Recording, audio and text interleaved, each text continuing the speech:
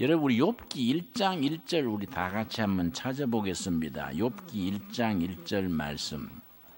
욥기란 책이 참 영적 의미가 깊은 책입니다.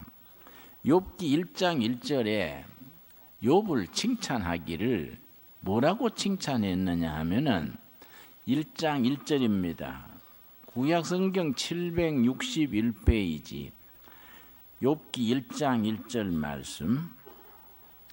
우스 땅에 욥이라 불리는 사람이 있었는데 그 사람은 온전하고 정직하여 하나님을 경외하며 악에서 떠난 자더라.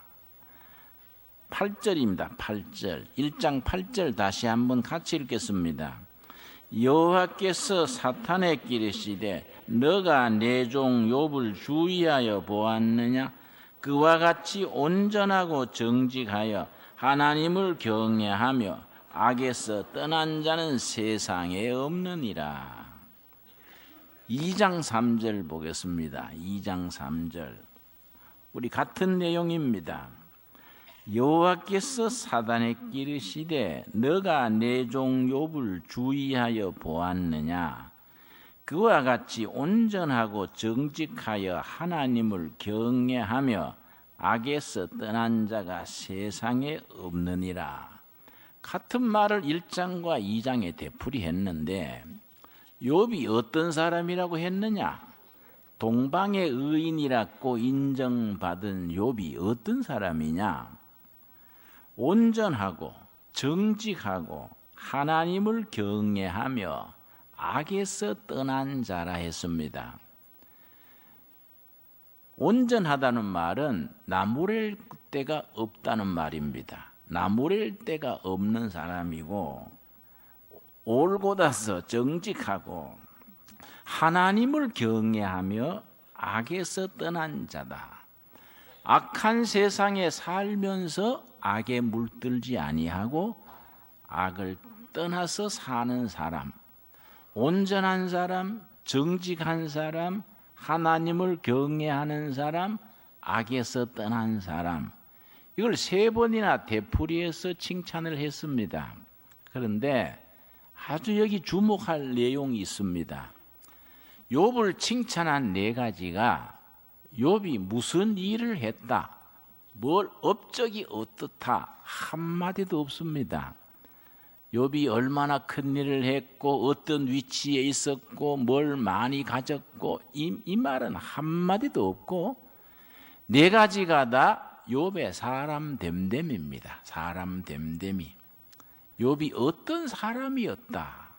이걸 영어로는 어떻게 표현하느냐 하면은 doing이 아니라 being이라 그럽니다. doing. 뭘 많이 했는 업적 그런 게 아니고 어떤 사람이었느냐? 하나님 앞에서 자기 자신 앞에서 어떤 사람이었느냐? 또 다른 말로 표현하면 having이 아니라 being이라 그럽니다. 뭘 얼마나 많이 가졌느냐? 재산이 얼마고 지위가 뭐이고 이런 게 아니고 그 사람 됨됨이가 하나님 앞에서 어떤 사람이었느냐? 그래서 우리 성도들이 신앙생활에 있어서 가장 우리가 잘못 판단하기 쉬운 것이 뭔 일을 많이 한 것, 업적을 많이 쌓은 것, 좋은 자리에 올라간 것, 많이 소유한 것, 이런 것이 하나님 앞에서 중요한 것이 아니라 어떤 사람으로서 사느냐, 그게 중요한 거이지요. 그 욥은 그 4가지, 나무랄 데 없는 온전한 사람이고, 2번째 뭡니까? 정직한 사람이고, 3번째 뭡니까? 하나님을 경외하는, 하나님을 두려워할 줄 알고 하나님 중심으로 사는 사람이고, 4번째 뭡니까? 악한 세상에 사는데 악에 물들지 아니하고 악에서 떠나 초연하게 사는 것. 세상 속에 살면서 세상적인 가치관, 세상적인 기준을 따라 사는 것을 세속화라 그럽니다. 술 마신다, 담배 피운다, 이런 것이 세속화가 아니고 뭐 그런 것도 일부분 표현되지만은 세속화라는 것은 크리스찬이 성경적인 기준을 가지고 성경적인 가치관을 가지고 살지 않고 세상적인 가치관을 가지고 사는 것이 세속화지요. 그래서 욥이 의인이고 하나님께 인정받은 사람이라는 겁니다. 그래서 욥을 1장과 2장에서 3번이나 그는 온전하고 정직하고 하나님을 경외하고 악에서 떠난 자로 살았다, 이렇게 평가를 합니다.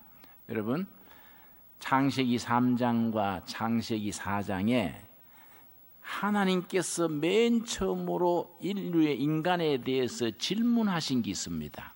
성경에 나오는 하나님의 질문 2가지입니다. 첫 번째 질문이 뭐이냐? 오늘 읽은 본문 말씀 창세기 3장 9절입니다. 우리 다 같이 한번 찾아보겠습니다. 창세기 3장 9절 말씀에 하나님께서 사람에게 맨 처음 물으신 질문입니다. 중요한 건 뭐이냐? 하나님께서 지금 또 우리들 각자에게 이 질문을 하신다는 사실이 중요합니다. 창세기 3장 9절에 첫 번째 질문이 나오고 그 다음 장 4장 9절에 두 번째 질문이 나오는데 그 2가지 질문이 오늘 우리들에게서도 하나님께서 되풀이 질문하고 있습니다. 그 하나님의 질문에 대해서 우리가 순수하게 정직하게 대답할 수 있어야 우리가 하나님 앞에 바로 선 성도가 될 수 있습니다. 자, 첫 번째 질문이 뭡니까? 3장 9절 우리 한번 같이 읽겠습니다. 여호와 하나님이 아담을 부르시며 그에게 이르시되 너가 어디 있느냐? 아담에게 물으신 겁니다. 너가 어디 있느냐? 여러분, 하나님이 아담이 어디 있는지 몰라서 물으신 게 아닙니다. 그렇게 물으신 그 의미는 깊은 데 있습니다. 하나님 앞에서 아담이 나 자신이 어디에 서 있느냐? 자기 자신의 영적인 인간적인 본질적인 정체성입니다. 정체성. 그걸 셀프 아이덴티티라 그럽니다. 내 모습이 지금 하나님 앞에서 어떤 모습으로 있느냐? 내가 진리 안에서 내가 지금 삐뚤어져 있느냐? 빗나가 있느냐? 제자리에 서 있느냐? 참 깊이가 있는 질문입니다. 이 질문이 나오는 배경을 여러분이 아시지요? 창세기 3장 시작되면서 인류가 타락하던 얘기가 나옵니다. 뱀의 유혹을 받아서 하와가 먼저 타락을 하고 그 남편 아담을 이렇게 설득을 해서 하나님이 금하신 선악과를 따먹는 얘기가 나옵니다. 선악과를 따먹고 난 뒤에 하나님의 법을 깬 뒤에 둘이서 나무 그늘에 숨었다 그랬습니다. 하나님의 법을 깬 뒤에 숨는 겁니다. 죄인이 가지는 속성이 숨는 겁니다. 왜 숨었습니까? 이걸 철학에서는 소외, 자기 소외라 그럽니다. 본래 자기, 하나님께서 지으신 본래 자기에서 빗나가서 본래 자기가 아닌 빗나간 자기로서 살아가는 겁니다. 그걸 자기 소외 현상이라 그럽니다. 요즘 정말 이 소외 현상이 심합니다. 자기 본질에서 벗어나는 겁니다. 아담 부부가 하나님 앞에 죄를 범해서 자기 소외가 일어나서 나무 밑에 숨는 겁니다. 숨어 있을 때 하나님이 물으십니다. 아담아, 너가 어디 있느냐? 다시 말씀드려서 하나님이 아담이 어디 있는지 몰라서 묻는 게 아니라 아담에게 영적으로 깨우치시는 겁니다. 이럴 때 아담이 솔직하게 진실되게 하나님, 사실은 지가 하나님이 금하신 명령을 어기고 죄를 지었기 때문에 스스로 부끄러워서 숨어 있습니다. 이렇게 이실 짓고 하면은 하나님께서 그래 한두 번 실수가 있느니라 앞으로 그러지 말아라 뭐 이랬을 것 같은데 아담이 그러지 않았습니다. 내가 두려워하여 숨었나이다. 여러분 10절이죠. 10절 말씀. 창세기 3장 10절 같이 읽겠습니다. 이르되 내가 동산에서 하나님의 소리를 듣고 내가 벗었으므로 두려워하여 숨었나이다. 죄를 지은 사람의 가장 본질적인 게 뭐냐? 불안과 두려움입니다. 여러분 내가 한 가지 물어보겠습니다. 요즘 괜히 뭐인가 불안하고 두려움이 있습니까? 뒤숭숭하고 뭐이 잘못된 것 같고 안 좋은 일이 일어날 것 같은 불안과 두려움이 있습니까? 영적으로 문제가 생긴 겁니다. 하나님의 앞에서 멀어진 겁니다. 우리가 신앙인이 자기를 진단할 때에 마음이 편안하고 감사하고 기쁨이 있으면은 하나님과 몹시 가까운 겁니다. 근데 불안하고 두렵고 뭐인가 잘못될 것 같은 그런 느낌에 사로잡히는 것은 바로 죄를 범하고 숲을 속에 숨어있는 아담 부부의 그런 처지입니다. 스스로 자기의 영적인 상태를 진단해 볼 수 있습니다. 내가 지금 살아가는 나날이 불안하고 두렵나? 뭔가 내 인생이 잘못될 것 같고 그런 느낌이 있는가? 아니면 감사하고 그저 찬양이 나오고 그저 자족한 줄 알고 주님 감사합니다. 내 모습 이대로 천국까지 가겠습니다. 이런 고백이 있을 때 참 은혜에 가까운 우리들입니다. 여러분 그런 모습의 신앙인들로 세움받게 되기를 바랍니다. 그랬는데 하나님께서 아담을 나무래시니까 아담이 뭐라 그랬냐면은 하나님이 나한테 준 여자가 나한테 시켜서 죄를 지었습니다. 책임 회피입니다. 책임 회피. 정말 이런 부분이 아담이 마음에 안 들어요. 응? 자기가 당당하게 지가 잘못했습니다 이러면 될 낀데 하나님이 나한테 주신 여인이 나를 꾀어서 내가 그렇게 됐습니다. 책임을 여인에게 전가시켰습니다. 또 하나님이 그 여인에게 하와에게 네가 왜 그런 짓을 했느냐 그랬더니 하와가 또 뭐라 그랬습니까? 뱀이 시켜서 했습니다. 자기 책임을 회피하고 책임을 전가시키는 겁니다. 이 책임이란 말이 영적으로 대단히 중요합니다. 책임감이 있느냐 없느냐. 그런데 아담 하와가 죄를 짓고 난 뒤에 책임을 회피하는 겁니다. 자기 탓으로 돌리지 않고 하나님이 내게 주신 여자가 이렇게 나가는 겁니다, 여러분. 그런데 이 책임이란 말이 영어로는요, responsibility입니다. 이 단어가 참 의미가 깊습니다. 이 단어가 합성어입니다. 합성어. 두 단어 이상이 합쳐져서 한 단어를 이룬 것을 합성어라 그럽니다. responsibility, 책임이라는 단어는 response라는 단어와 ability가 합쳐진 겁니다. response는 뭐이냐? 하나님의 부르심에 대해서 response, 반응하는 겁니다. 반응, 응답하는 겁니다. 응답. ability는 능력입니다. 그래서 responsibility 합치면 뭐이냐? 하나님이 나의 부르심에 대해서 아멘하고 response, 응답하는 능력이 책임입니다. 책임. 하나님이 나에게 맡기신 사명에 대해서 김진홍 너는 세상에 사는 동안에 이걸 하다가 하늘나라로 오너라. 그게 사명입니다. 사명. 미션입니다. 미션. 그 사명에 대해서 하나님의 부르심에 대해서 콜링 그래요. 콜링. 하나님의 부르심, 하나님의 맡긴 사명에 대해서 나를 보내주시옵소서. 열심히 하겠습니다. 열심히 성실하게 하다가 하나님 부르실 때 하나님 곁으로 가겠습니다. 그렇게 리스판스하는 능력이 리스판서빌리티, 책임입니다. 책임. 이 책임을 감당하지 못하면은 하나님 앞에 섰을 때에 어떻게 심판받습니까? 마태복음 25장에 나오지요. 이 악하고 게으른 종아, 왜 네가 맡은 달란트 책임을 다하지 아니하였나?